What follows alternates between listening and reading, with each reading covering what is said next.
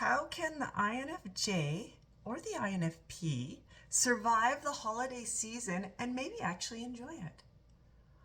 That's what I'm going to chat about today. Navigating the holidays is very different for the INF personality type. Very different compared to other personality types. INFs navigate the holidays very, very differently. We often get very exhausted. I love Christmas. I'm an INFJ. I absolutely love Christmas, the holidays. I like any sort of holidays, really, where everybody gets together. But before I understood who I was, I'm going to get into this more, what I mean by that. I almost started to dread the holidays, especially Christmas coming, because I knew that I was going to get into that mentally exhausted hole where I felt just horrible inside my body because I was just tired and I didn't want to be around other people and I was just starting to not enjoy the holiday season. So I thought this would be a great topic to talk about today since Christmas is just right around the corner. And I've got my Christmas sweater on. I don't know if you can see it.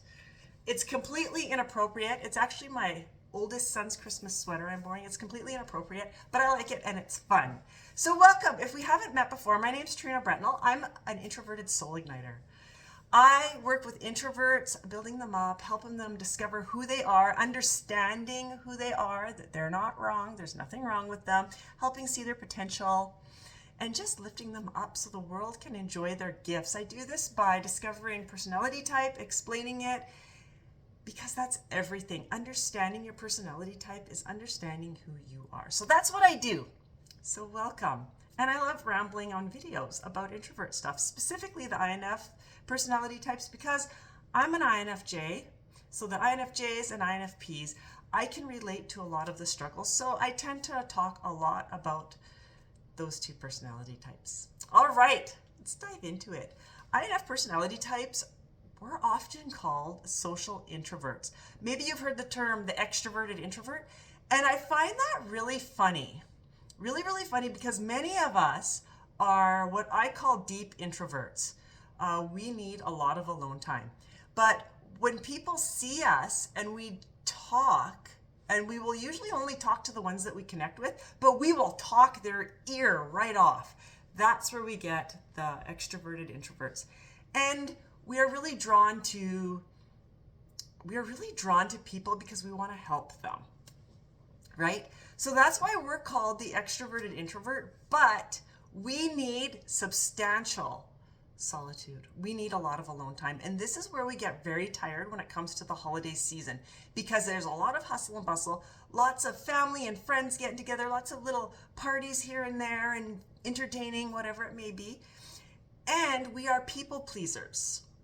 INFs are really, really great at being people pleasers, and we forget about ourselves. So we rush around and we try to make everything perfect because we're perfectionists, most of us as well, and making it all magical for our family and making everybody feel special, and we forget about us. We get exhausted, and then we start getting irritated, emotionally drained, short-fused. You know, maybe you get short-fused with your kids or your significant other, and then you feel bad. You're at a social event and you just can't engage in that conversation with this person. You can hear them talking and it's kind of like it's going in one ear and out the other because you're tired and you've drifted into that inner world. We love our inner world, meaning in our head. INFJ, INFP, our favorite place to hang out is inside our head. Just saying. And we need a lot of time to be able to hang out in our head. To be healthy, we need that time. But anyway, when we get tired, when we get emotionally drained, the safest place for us to be is inside our head. That's why we will go in there. And if you're in a social event, you have a hard time really connecting with people, talking to them, really engaging in that conversation, really getting that feel of what they're talking about. Or maybe you don't even care, and that's really unusual for you as well. Those are all signs that you're getting emotionally tired, that you need a break, you need that solitude. Now, the people pleasing comes in because then we feel guilty that we need a break from our family over the holidays. It's time for family, right? That we feel guilty. Don't feel guilty about it. You need it. You need that break. Even if it's only for like 10 minutes, go for a walk around the block. Enjoy the Christmas lights. Maybe it's snowing in your area. Go and enjoy the snow by yourself. Maybe take your dog, your cat, whatever. I can take my boys with me. I can also take my hubby with me. And I still class that as being my alone time because they know that when I do stuff like that, they can't really talk to me a whole lot. And that's okay. We just enjoy the quiet around us, right? I live on an acreage, so I head out to the forest. That's my favorite place to be. But don't be afraid to take that break. Maybe you just need to separate yourself and go into a different room and pick up a book and read for 10 minutes. It really doesn't take us long to recharge, but it's crucial that we recharge and then we can continue to enjoy the holidays and not get into that, I call it the nasty INF. We're not nasty, but we're not our full self when we're like that, right? Another thing that will really wear us out, and this is where INFs, when I say that we navigate the holidays different than everybody else, we're not traditional. INFs don't generally like traditions.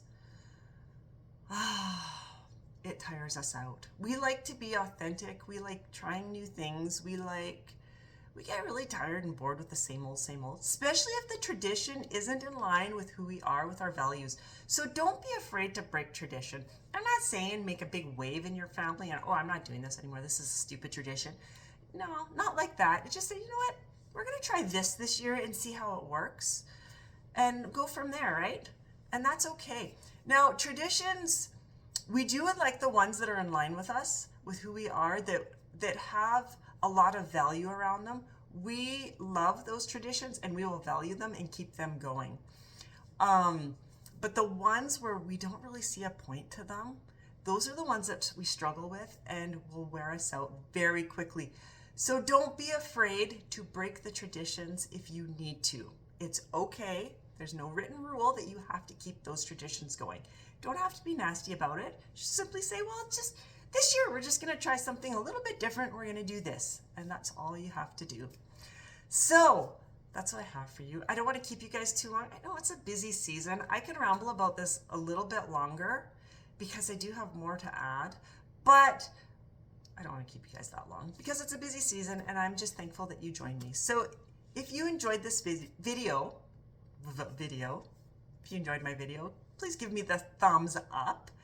And if it feels right, hit the subscribe button because you never know what I'm going to post or what kind of thing I'm going to be talking about. Anyway, I hope that everybody has a very happy and a very safe holiday this year. Merry Christmas, happy holidays, and I will see you guys again very, very soon. Until then, take care, be safe, and take your breaks because you need them. And it's okay that you need them. Give yourself permission to take your breaks. Okay, talk to you guys later. Bye-bye.